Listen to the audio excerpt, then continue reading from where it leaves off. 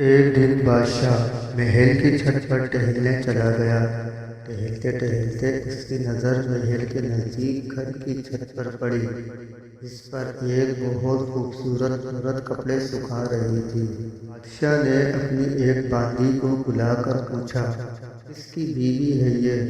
باندھی نے کہا، بادشاہ سلامت، یہ آپ کے غلام فیروز کی بیوی ہے۔ بادشاہ نیچے اترا۔ بادشاہ پر اس عورت کے حسن و جمال کا سحر سا چھا گیا تھا۔ اس نے فیروز کو بلایا۔ فیروز حاضر ہوا تو بادشاہ نے کہا، فیروز، ہمارا ایک کام ہے۔ ہمارا یہ خط فلاں ملک کے بادشاہ کو دے آؤ اور مجھے اس کا جواب بھی ان سے لے آنا۔ فیروز بادشاہ کا حکم سر آنکھوں پر، اور وہ اس خط کو لے کر گھر واپس آ گیا۔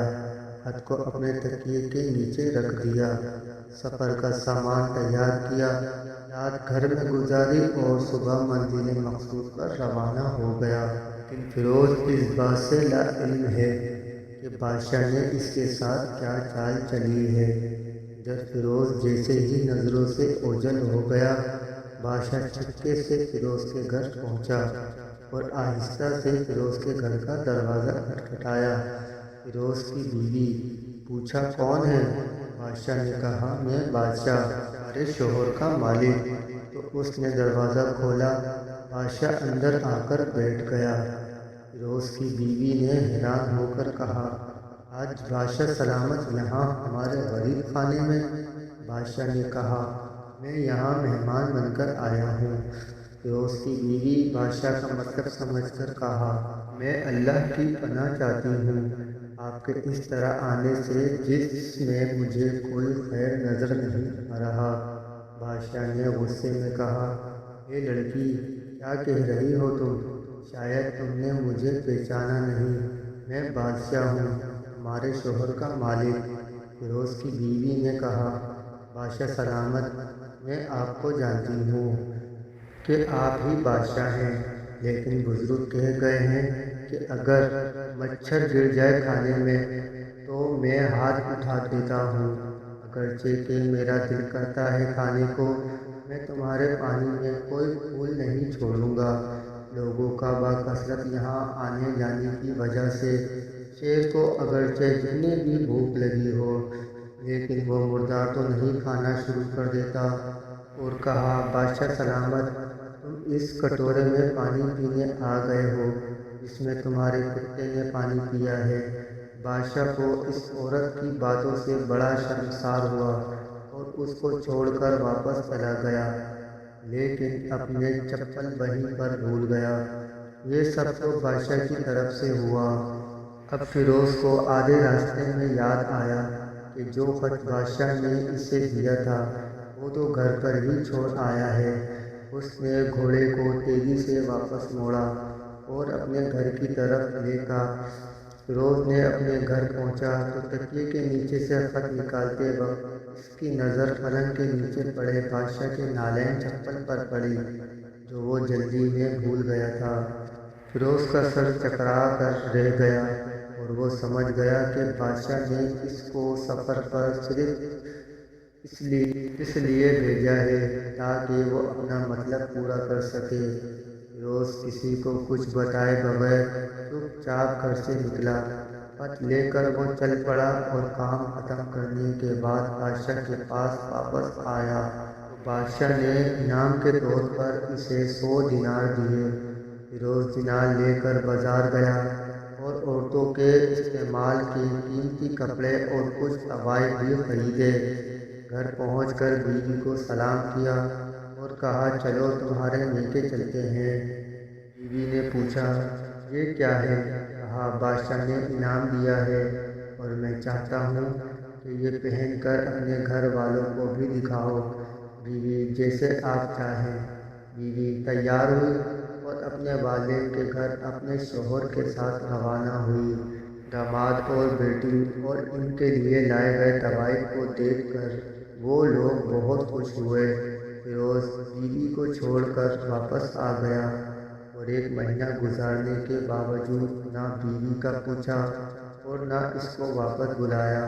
پھر کچھ دن بعد اس کے سالے اس سے ملنے آئے اور اس سے پوچھا، فیروز آپ ہمیں ہماری بہن سے غصے اور ناراضگی کی وجہ بتائیں یا پھر ہم آپ کو قاضی کے سامنے پیش کریں گے۔ تو اس نے کہا، اگر تم چاہو تو کر لو، لیکن میرے ذمہ اس کا کوئی حق نہیں جو میں ادا نہ کیا ہو۔ وہ لوگ اپنا کیس قاضی کے پاس لے گئے تو قاضی نے فیروز کو بلایا۔ قاضی اس وقت بادشاہ کے پاس بیٹھا ہوا تھا۔ لڑکی کے بھائیوں نے کہا، اللہ بادشاہ سلامت اور قاضی القضا کو قیامت دائم رکھے۔ قاضی صاحب، ہم نے ایک سرسبز باغ، درخت پھولوں سے بھرے ہوئے اور ساتھ میں میٹھے پانی کا کنواں اس شخص کے حوالے میں دیا تھا، تو اس شخص نے ہمارا باغ اجاڑ دیا، سارے پھل کھا لیے، درخت کاٹ لیے اور کنویں کو خراب کر کے بند کر دیا۔ قاضی فیروز کی طرف متوجہ ہو کر پوچھا، ہاں تو لڑکے، تم کیا کہتے ہو اس بارے میں؟ فیروز نے کہا، قاضی صاحب، جو باغ مجھے دیا گیا تھا وہ اس سے بہتر حالت میں نے انہیں واپس کیا ہے۔ قاضی نے پوچھا، کیا اس نے باغ تمہارے حوالے ویسے ہی حالت میں واپس کیا ہے جیسے پہلے تھا؟ انہوں نے کہا، ہاں ویسے ہی حالت میں واپس کیا ہے، لیکن یہ اس بات سے باغ واپس کرنے کی وجہ پوچھنا چاہتے ہیں۔ قاضی، ہاں فیروز، تم کیا کہنا چاہتے ہو اس بارے میں؟